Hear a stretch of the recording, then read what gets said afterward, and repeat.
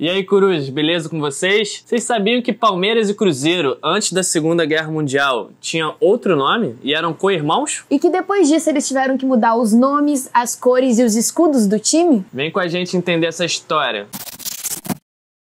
Corujos, para entender melhor como surgiu o Palmeiras e o Cruzeiro, vamos falar sobre o Brasil e a Itália. O Brasil se tornou República Catarina em 1889 e até 1930 teve muita imigração para cá, dos italianos buscando trabalho. E a Itália era um país muito novo, teve a sua unificação em 1861 e quando os italianos vieram para cá, eles não tinham uma sensação de serem italianos. Ficaram em diversas regiões na Itália, então tinha o pessoal da Toscana, o pessoal lá da região que Veneza fica, de Nápoles. Não tinha aquela todo mundo italiano, todo mundo unido. Não tinha. E foi por isso que o governo italiano procurou criar nos italianos que estavam se estabelecendo fora do país o senso de Pátria Itália. E foi nesse contexto que foi criado o Palestra Itália de São Paulo e o Palestra de Minas Gerais, que hoje se chamam Palmeiras e Cruzeiro. E daí utilizaram o futebol como meio de integração e união desse povo, né? E em 1914, em São Paulo, o consulado italiano, junto com vários trabalhadores da indústria Matarazzo, criaram o Palmeiras. Na verdade, o Palestra Itália de São Paulo. Vendo o sucesso que o futebol propiciou à integração italiana aos seus descendentes de São Paulo, o cônsul de Minas Gerais resolveu chamar toda a sua comunidade italiana de Belo Horizonte em 1921, no ano que a Itália completava 60 anos de existência, e criou então o Palestra Itália de Minas Gerais. Mas, Yugi, o que quer dizer essa palavra palestra que dá nome aos dois times? Então, palestra é uma palavra latina derivada do grego que significa lutar, e na Grécia e Roma Antiga era um espaço onde se praticava lutas corpóreas, onde treinava atividades físicas e era um ambiente de convivência masculina, onde a mulher não era permitida.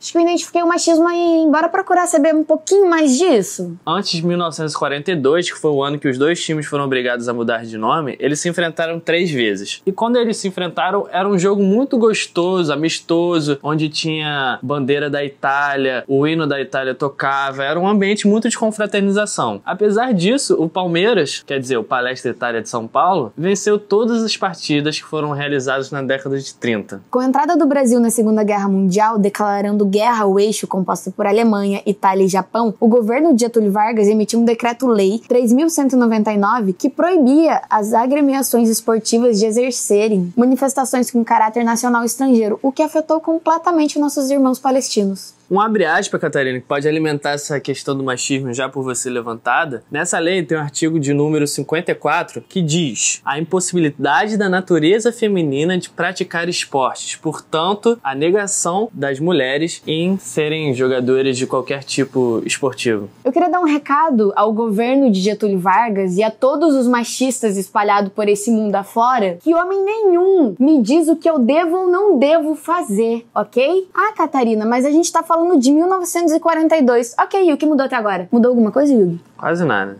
Quase nada. E eu não tô falando pra gente esquecer os times masculinos. Eu só tô falando pra gente dar a mesma importância para os times femininos, para as mulheres dentro do esporte, porque elas não têm espaço. A gente não tem espaço em lugar nenhum. E eu já levantei aqui essa hashtag, eu vou levantar sempre. Sem machismo no futebol e sem machismo em lugar nenhum.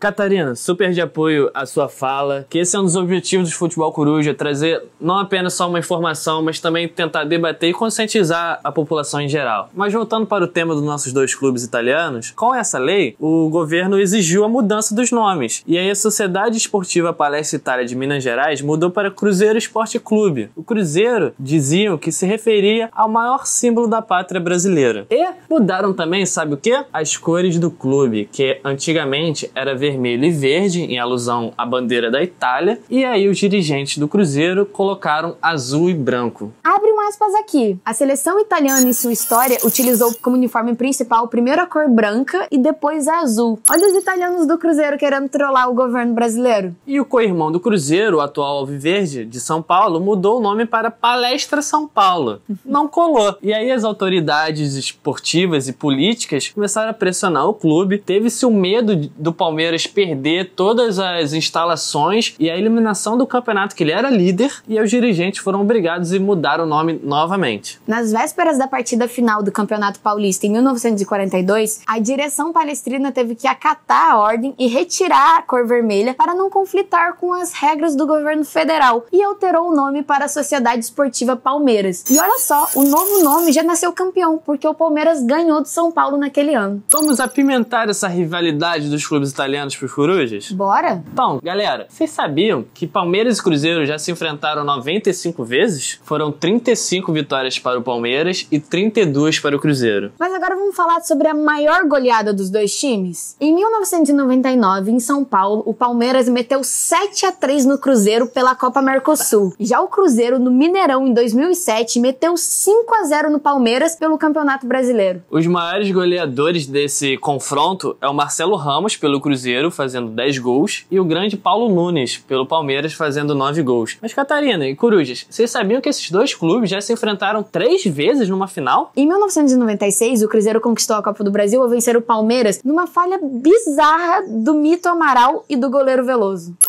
Mesmo assim, o Palinha bateu, já que o juiz não tomou nenhuma providência. Palinha se roscou inteiro na bola, se complicou, Amaral, Roberto Gaúcho, gol!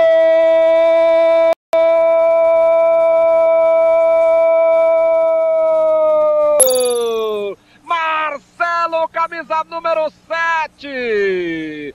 O Casagrande acabou de dizer, tem erro demais no time do Palmeiras!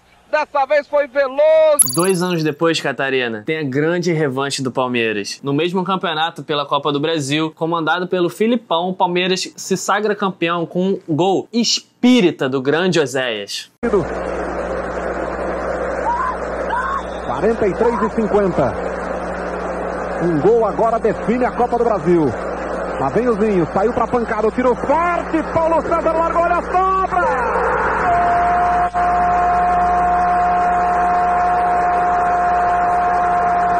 Revanche em dose dupla, tá? Porque no mesmo ano o Palmeiras derrotou o Cruzeiro na final da Copa Mercosul, a antiga Sul-Americana. Pois é. E se houvesse Recopa Nacional aqui no Brasil, teríamos a quarta final. Que parabéns pro Palmeiras, foi decacampeão brasileiro, e o Cruzeiro que se tornou hexacampeão da Copa do Brasil. Ia ser um jogão, tá? Ia ser um jogão. Mas então, Coruja, chegou aquela parte chata onde a gente vai ter que se despedir de vocês, mas não fica triste não, porque semana que vem a gente volta com conteúdo diferente. E eu quero saber se vocês gostaram desse vídeo. Então deixa aqui nos comentários, dá aquele likezinho gostoso. E se inscreve aqui no canal, ativa o sininho pra você nunca perder um vídeo. E se você quer muito que a gente fale sobre a história do seu clube, deixa aqui embaixo nos comentários, beleza? Um grande beijo.